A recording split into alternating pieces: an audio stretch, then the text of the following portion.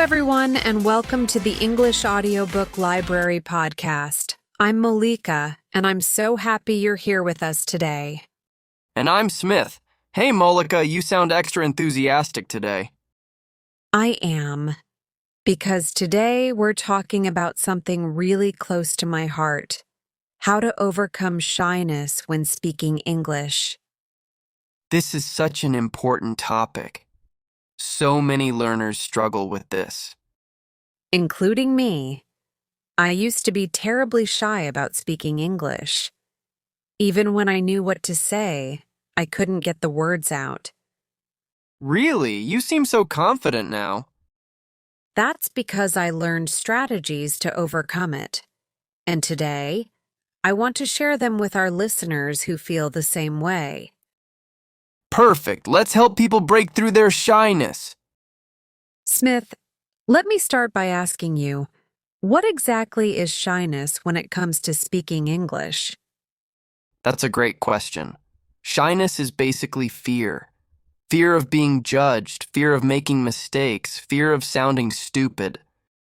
Exactly. And I want our listeners to know, feeling shy is completely normal. Almost everyone feels it at first. Why do you think people feel shy specifically about speaking English? Well, there are several reasons. First, speaking is the most exposed skill. When you speak, everyone hears your mistakes immediately. Unlike writing, where you can edit and fix things before anyone sees? Exactly. Speaking is real time. There's no backspace button. That creates pressure. What's another reason? Fear of judgment. We worry, what will they think of me? Will they laugh? Will they think I'm not smart? And the truth is? The truth is, most people are too focused on themselves to judge you. And if they do judge, that says more about them than you. What about perfectionism? Oh, yes. Many learners think, I can't speak until my English is perfect. But perfection doesn't exist. Even native speakers make mistakes. So shyness often comes from unrealistic expectations? Exactly. We expect ourselves to be perfect when we're still learning. That's like expecting to run a marathon when you've just learned to walk. So how do we overcome this shyness? Let me share the strategies that helped me. The first strategy is to reframe your mindset about mistakes. What do you mean by reframe? Change how you think about mistakes. Instead of seeing them as failures, see them as proof that you're learning. Can you give an example? Sure. Old mindset. Oh no, I made a mistake. I'm so embarrassed. Everyone thinks I'm stupid. That's a negative spiral. Exactly. New mindset. I made a mistake. Great. Now I know what to fix. Every mistake teaches me something. That's a completely different perspective. And it changes everything. When you stop fearing mistakes, you stop being shy.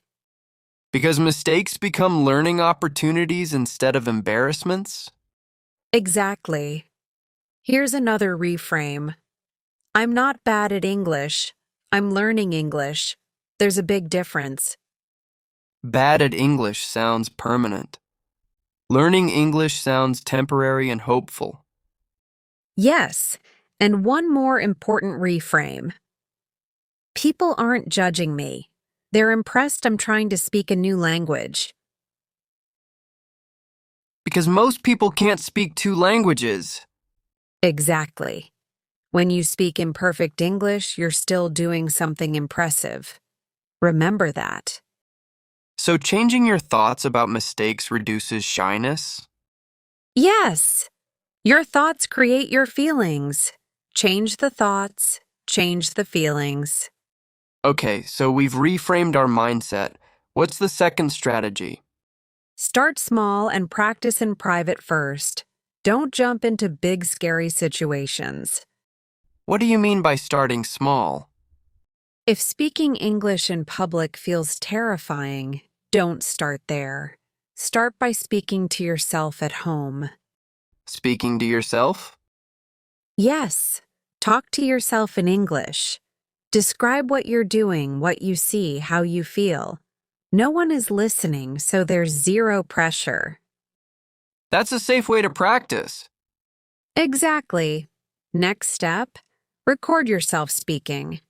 Don't share it, just listen to yourself. Why is that helpful?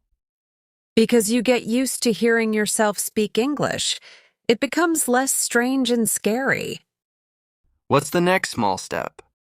Speak English to pets or plants. I know it sounds silly, but it works.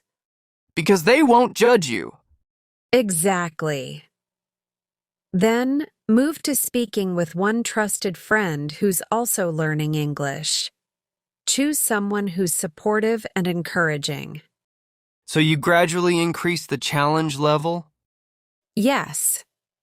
Start with zero pressure, talking to yourself, then low pressure, supportive friend, then medium pressure, language exchange partner, then eventually public speaking. Like building a muscle gradually? Perfect analogy. You wouldn't lift 100 kilograms on your first day at the gym. Same with speaking confidence. Build it gradually. What if someone feels shy even talking to themselves? Then start even smaller. Read out loud from a book. You're not creating sentences, just reading. That's the easiest starting point. What's the third strategy, Molika? Focus on communication, not perfection. This is huge. Explain more. When you speak, your goal isn't to use perfect grammar. Your goal is to communicate your message. So if someone understands you, you succeeded? Exactly. Even if you make grammar mistakes, even if your accent is strong, if they understood, you communicated successfully. That takes the pressure off. Yes, I used to get stuck thinking, is this the right tense? Is this the right word? And while I was thinking, the conversation moved on. So you were too focused on perfection to actually communicate? Exactly. Now I think, how can I express this idea, even if it's not grammatically perfect? Can you give an example? Sure. Imagine you want to say, I should have called you yesterday, but I forgot. That's grammatically complex. Right. If you're shy and worried about getting it perfect, you might say nothing. But if you focus on communication, you might say, yesterday I forget call you. Sorry. It's not perfect grammar, but the message is clear. Exactly. The person understands completely. And that's what matters. So lower your standards for perfection and raise your standards for communication? Perfect way to say it. Communication is the goal, not grammatical perfection. The fourth strategy, prepare phrases in advance. How does that help with shyness? Because shyness often comes from fear of not knowing what to say. If you prepare, you feel more confident. What should people prepare? Prepare phrases for common situations. For example, if you're shy at parties, prepare these. Hi, I'm John. Nice to meet you. What do you do? How do you know the host? This is a lovely place. So you have go-to phrases ready? Yes. You're not making them up on the spot. You've practiced them so they come out easily. What about phone calls? Those make many people shy. Great example. Prepare. Hello, this is Mickey calling. I'd like to make an appointment. Could you repeat that, please? Thank you for your help. Having these ready reduces anxiety. Exactly. I keep a list of useful phrases in my phone. Before any situation that makes me nervous, I review them.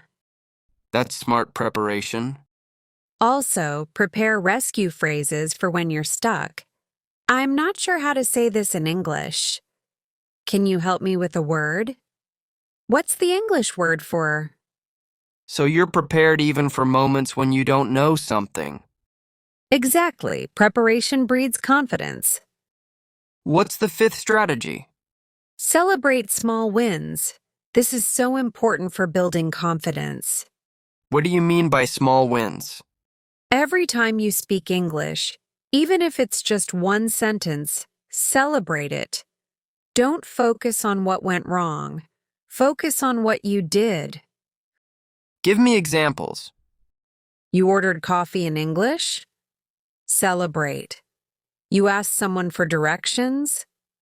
Celebrate. You said hello to a stranger? Celebrate. Even tiny things? Especially tiny things, because shy people tend to focus only on mistakes. I messed up this word. I forgot that phrase. And that reinforces the shyness? Exactly. But if you celebrate every small victory, you build positive momentum. How do you celebrate?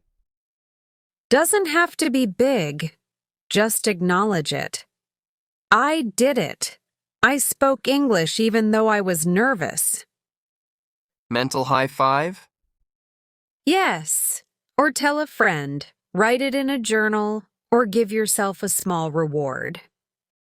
Why is celebration so powerful? Because your brain learns.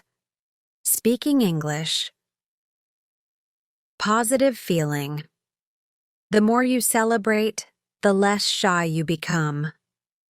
You're rewiring your brain to associate speaking with success instead of fear? Exactly. Over time, the shyness fades because you have proof that you can do it. Molika, this has been so helpful. Let's summarize for our listeners. Yes, here are the 5 strategies to overcome shyness. 1. Reframe your mindset. See mistakes as learning, not failures. 2. Start small. Practice privately before going public. 3. Focus on communication, not perfection. Message matters more than grammar. 4. Prepare phrases in advance. Preparation builds confidence. 5. Celebrate small wins. Acknowledge every brave moment. And most importantly, Most importantly, be patient with yourself. Confidence doesn't appear overnight. It grows with practice. every time you speak English despite feeling shy, you become a little less shy. Exactly. Your shyness will fade. I promise you that. And remember, dear listeners, everyone who speaks English confidently now was once shy too. Yes, I was terribly shy. Now I'm hosting a podcast. If I can do it, you can too. Thank you for listening to the English Audiobook Library podcast. Please like, subscribe, and comment. What makes you shy about speaking English? We'd love to hear from you. Remember, you are braver than you think. Keep speaking, keep practicing, and watch your confidence grow. See you next time. Bye.